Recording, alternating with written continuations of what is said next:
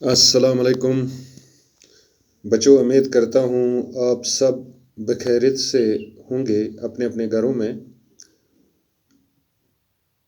آج تاریخ جو ہے وہ 17 جون 2021، جماعتی 8ویں، مضمون اردو۔ موضوع ہے ہمارا زعفران، جس کا ہم نے کل ایک سبق پڑھ لیا۔ آج اس کا دوسرا سبق پڑھنے جا رہے ہیں، دوسرا پارٹ۔ تو شروع کرتے ہیں بچوں۔ اکتوبر اور نومبر میں سری نگر سے کچھ دور پامپور میں زعفران کے کھیتوں کی خوبصورتی دیکھنے کی چیز ہوتی ہے۔ پامپور کے علاوہ کئی اور علاقوں میں بھی اس کی کاشت ہوتی ہے۔ زعفران کے پھولوں پر جب چاند کی دلآویز روشنی پڑتی ہے تو یہ کہنا پڑتا ہے کہ اگر کوئی بہشت ہے تو بس یہی زمین ہے۔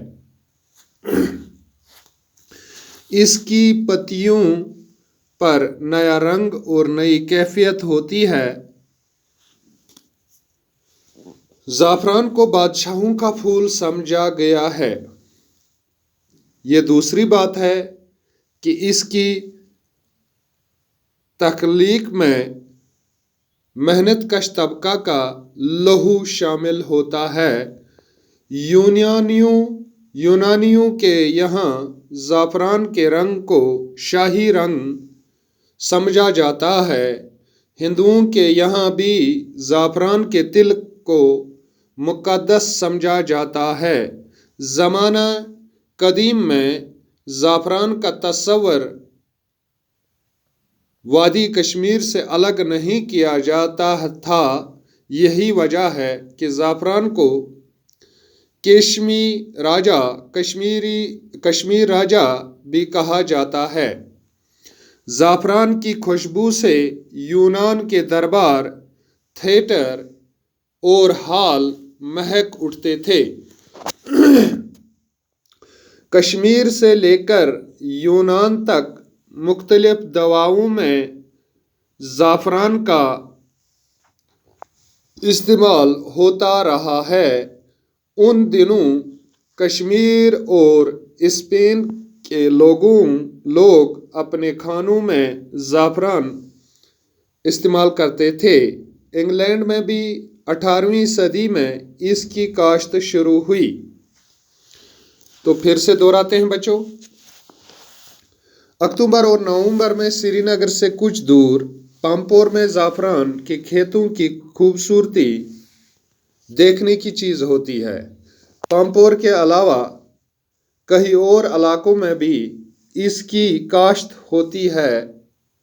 زعفران کے پھولوں پر جب چاند کی دلآویز روشنی پڑتی ہے تو یہ کہنا پڑتا ہے کہ اگر کوئی بہشت ہے تو بس یہی زمین ہے۔ اس کی پتیوں پر نیا رنگ اور نئی کیفیت ہوتی ہے۔ زعفران کو بادشاہوں کا پھول سمجھا گیا ہے۔ یہ دوسری بات ہے کہ اس کی تخلیق میں محنت کش طبقہ کا لہو شامل ہوتا ہے۔ یونانیوں کے یہاں زعفران کے رنگ کو شاہی رنگ سمجھا جاتا ہے۔ ہندوؤں کے یہاں بھی زعفران کے تلک کو مقدس سمجھا جاتا ہے۔ زمانہ قدیم میں زعفران کا تصور وادی کشمیر سے الگ نہیں کیا جاتا تھا۔ یہی وجہ ہے کہ زعفران کو کشمیر راجا بھی کہا جاتا ہے۔ زعفران کی خوشبو سے یونان کے دربار، تھیٹر اور ہال مہک اٹھتے تھے۔ کشمیر سے لے کر یونان تک مختلف دواؤں میں زعفران کا استعمال ہوتا رہا ہے۔ ان دنوں کشمیر اور اسپین کے لوگ اپنے کھانوں میں زعفران استعمال کرتے تھے۔ انگلینڈ میں بھی 18ویں صدی میں اس کی کاشت شروع ہوئی۔ بچوں، جیسا کہ آپ نے سنا، آپ نے پڑھا، اکتوبر اور نومبر کے مہینے میں سری نگر سے کچھ دور، جیسا کہ میں نے کل بھی کہا تھا کہ پامپور علاقہ میں یہ زعفران کے کھیتوں کی جو خوبصورتی ہوتی ہے اکتوبر اور نومبر میں، وہ دیکھنے کے لائق ہوتی ہے، وہ دیکھنے کی چیز ہوتی ہے ان دنوں۔ تو پامپور کے علاوہ کئی اور علاقوں میں بھی اس کی کاشت ہوتی ہے، جیسے شوپین،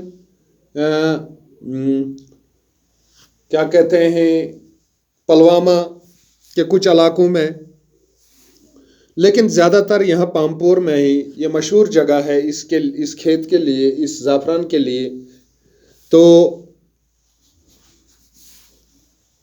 باقی جگہوں پہ بہت کم اس کی کاشت ہوتی ہے، لیکن یہاں پہ بہت زیادہ ہوتی ہے۔ تو جب آپ وہاں پہ جاؤ گے پامپور میں، تو یہ اس زمین پر جب آپ نظر دوڑاؤ گے تو آپ کو اندازہ ہوگا کہ اس کی خوبصورتی کتنی لاجواب اور دلکش ہوتی ہے۔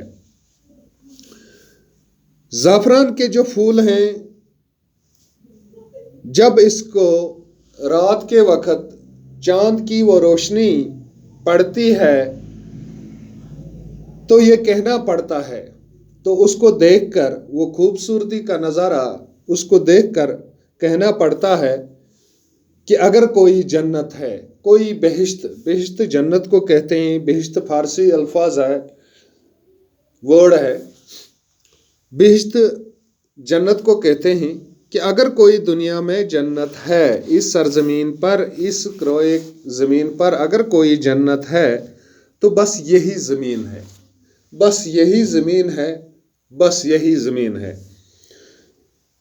جب اس کی پتیوں پر نیا رنگ اور نئی کیفیت ہوتی ہے تو یہ اور بھی پھول خوبصورت، اس کا یہ زعفران کا پھول اور بھی خوبصورت ہو جاتا ہے۔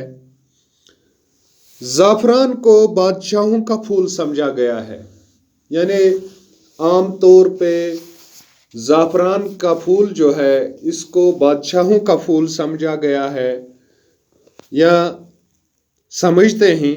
یہ دوسری بات ہے کہ اس کی تخلیق میں محنت کش طبقہ کا لہو شامل ہوتا ہے، لیکن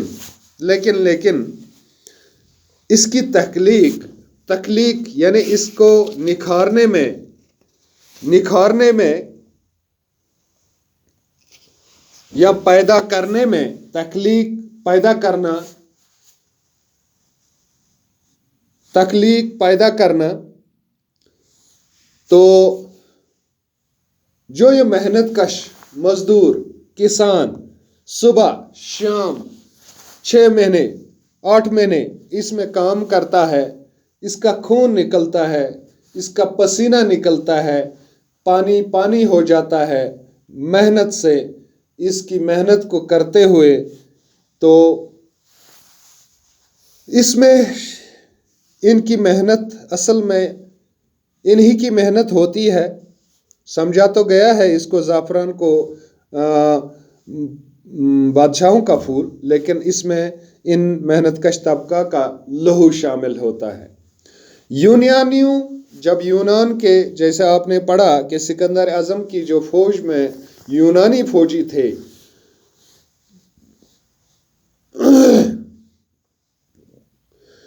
ان دنوں یونان کے لوگوں یا یونان کے فوج کے لوگ جو یہاں پہ آئے تو انہوں نے یہاں زعفران کے رنگ کو شاہی رنگ، یعنی یہ بادشاہوں کا رنگ ہے۔ ہندوؤں کے یہاں بھی زعفران کے تلک کو مقدس سمجھا جاتا ہے۔ آپ کو معلوم ہے کہ جب ہندو لوگ مندر میں یا گھر میں یا کسی اور جگہ، مقدس جگہ پہ اپنی عبادت کے لیے جاتے ہیں یا کسی تیاری میں جاتے ہیں، تو وہ اس کا تلک، یعنی اس کا وہ ایک हिस्सा ज़ाफ़रान के को तिलक अपने माथे पे सजा देते हैं और वो इसको मुक़द्दस समझते हैं। तो ज़माने कदीम में ज़ाफ़रान का तस्वर, यानी पुराने ज़माने कदीम में ज़ाफ़रान का तस्वर वादी कश्मीर से अलग नहीं किया जाता था। यानी ज़ाफ़रान को बहुत खासी अहमियत थी कश्मीर की तवारीख़ में। यही वजह है कि ज़ाफ़रान को कश्मीर राजा, यानी कश्मीर का राजा भी कहा जाता है। इस ज़ाफ़रान की खुशबू से यूनान के दरबार, यानी ज़ाफ़रान की जो खुशबू है यूनान के दरबार, यानी शाही महल, शाही खानों में, थिएटर में, हॉल में महक उठते थे। यानी उन दिनों यूनान के दरबार में, थिएटर में और हॉलों में इसके महक से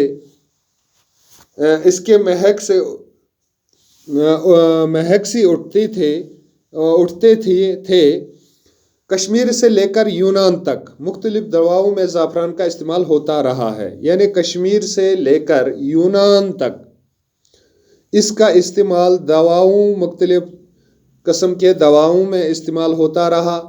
उन दिनों कश्मीर और स्पेन के लोग, यानी उन दिनों, ये आज से पहले, बहुत पहले की बात है कि जो स्पेन, आप फॉरेन कंट्री की बात आपने सुनी होगी, ये फॉरेन कंट्री है, एक तरक्की याफ्ता मुल्क है स्पेन।